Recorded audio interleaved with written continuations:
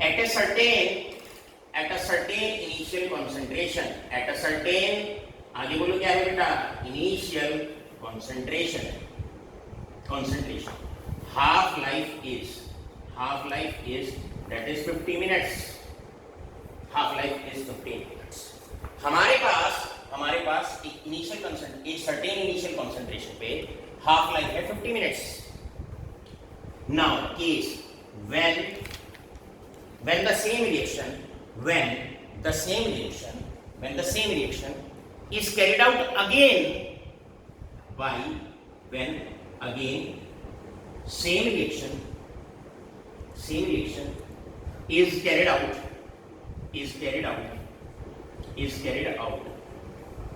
by half of initial concentration,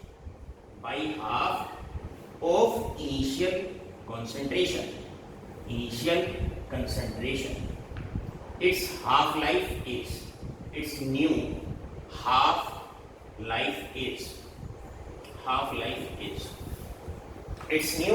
half life is that is 25 minutes.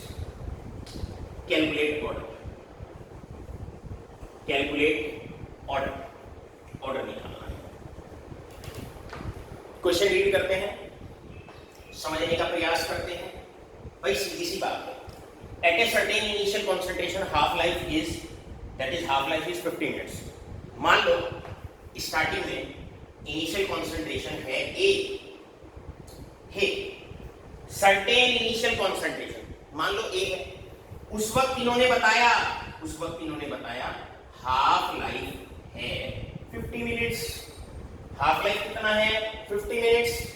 अब next case में ये क्या करते हैं, व्हेन अगेन उसी रिएक्शन को same reaction is carried out by half of initial concentration. अगली बार इन्होंने क्या किया, A02 अगली बार उसी रिएक्शन को नई इनिशियल कंसंट्रेशन के साथ शुरू किया और क्या कर दिया, जो पहली इनिशियल कंसंट्रेशन थी उससे आधी ले ली. अगर पहली ए थी तो A/2. तब इन्होंने ये पाया कि हाफ लाइफ जो है वो 25 मिनट्स है.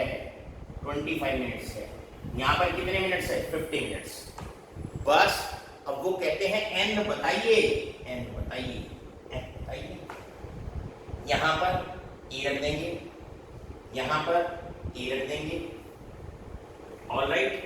यहां पर ए रख देंगे, या sorry this is P half first. A02 A/2 के बराबर है, यहां पर A/2 रखेंगे. A01 A के बराबर है, यहां A रखेंगे, रख देते हैं. इन वैल्यूज को ऊपर पुट करिए. भैया फॉर्मूला है, ऐसे वैल्यू ऊपर पुट करते हैं. A02 को A/2 रख दिया गया, A01 को A रख दिया गया. अब होगा क्या, इससे ये कट जाएगा. T हाफ फर्स्ट 50 मिनट्स है, उसको यहाँ रख देंगे 50 मिनट्स. ये आपका रख दिया गया 50 मिनट्स. हिला लो. T हाफ सेकेंड 25 मिनट्स है, ये 25 मिनट्स है. ऑलराइट, यहां से ये कट जाएगा, ये आ जाएगा 2. अब इसको रब करते हैं. क्या हो गया हमारे पास, this is 2/1 is equal to 1/2 की पावर n-1. अगर मैं इस 2 को नीचे ले आऊं यानी कि 1/2, तो ये हो जाएगा इसकी पावर -1, इसकी पावर -1. इधर हो जाएगा 1/2 की पावर n-1. माइनस कॉमन हो जाएगा. बेस से पावर इक्वेट कर देंगे, सॉल्व करेंगे. n-1 is equal to -1. ये इधर गया, +1 हो गया, इससे ये कट गया. n is equal to 0. इस प्रकार आपने देखा, यहां पर आकर ये हमारा 4th टाइप पूरा हो गया. अभी तक लाडलो हमने जो आपको कवर अप कराया है, रिकैप करते हैं, उसके बाद आगे बढ़ते हैं. रिकैप करते हैं कितना अभी तक हम आपको कवर अप करा चुके हैं. किन 4 मेथड से गुनगुनाइए हमारे साथ, बोलिए हमारे किन किन 4 मेथड से हम निकाल सकते हैं order of the reaction? Graphical method, Oswald isolation method, इसके बाद इंटीग्रेटेड रेट इक्वेशन, और अब चौथा मेथड बताया half life method. Half life method से भी हम क्या कर सकते हैं? ऑर्डर ऑफ द रिएक्शन निकाल सकते हैं। कैसे निकाल सकते हैं? बस फॉर्मूला लर्न करने की आवश्यकता है। डेरिवेशन बेशक हम डेरिवेशन कराते हैं कि ये फॉर्मूला कैसे आया, लेकिन एग्जामिनेशन पॉइंट पे केवल हमारे लिए, केमिस्ट्री वालों के लिए केवल फॉर्मूला और उसकी एप्लीकेशन इंपॉर्टेंट होती है। तो फॉर्मूला क्या है? T half first upon T half second is equal to, that is A naught 2 की power n-1 divided by A naught 1 की पावर n-1, जैसे कि हमने आपको फॉर्मूला समझाया। यहां आकर पहला भाग हमारा समाप्त होता है। इसके बाद इसी प्रकार मेरे प्यारे बच्चों, हमारा आज का जो लेक्चर होता है, जहां तक हमने ये इंपॉर्टेंट टाइप भी लास्ट में आपको पढ़ा दिया, ये आगे कवर अप हो जाता है। आज के लेक्चर के लिए मेरा कुछ इंपॉर्टेंट संदेश।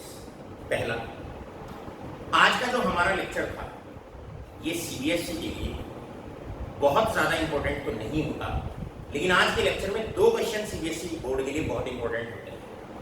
जो हमने रेडियोएक्टिव डीके और डिसइंटीग्रेशन पर वो क्वेश्चन कराया, कार्बन 14 वाला एग्जाम्पल, उसका आंसर भी आपको याद होना चाहिए, that is 1845 years, right. Numerical का आंसर भी आप लर्न कर लीजिएगा। और दूसरा न्यूमेरिकल जो हमने अभी आपको कराया वो ये हाफ लाइफ मेथड पर था।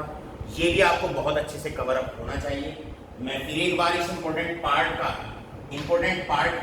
मैं लास्ट में फॉर्मूला लिखता हूँ, और फॉर्मूला ये है, क्योंकि पढ़ते पढ़ते लर्न करना है, और तब तक लर्न करना है जब तक आपकी मेमोरी में परमानेंटली वो लोड ना हो जाए। फॉर्मूला था T half first upon T half second,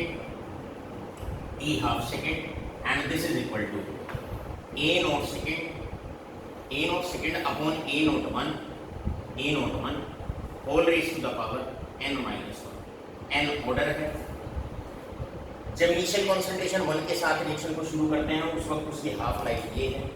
जब सेकेंड इनिशियल कॉन्सेंट्रेशन के साथ सेम रिएक्शन को शुरू करते हैं उस वक्त इसकी हाफ लाइफ ये है। ये चारों चीजें अगर गिवन होती हैं तो आप आसानी से ऑर्डर ऑफ द रिएक्शन निकाल सकते हैं।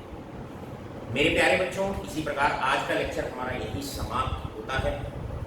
हमारे चैनल पर बने रहें, लाइव लेक्चर्स एक भी आप मिस ना करें। मैं आप लोगों को एक बात का आश्वासन देता हूं, कल सीबीएसई बोर्ड से सर्कुलर आ चुका है, उसमें नया जो संशोधित, जो अमेंडेड आपका सिलेबस होता है वो भी हम लोगों तक पहुंच गया है, ऑलराइट।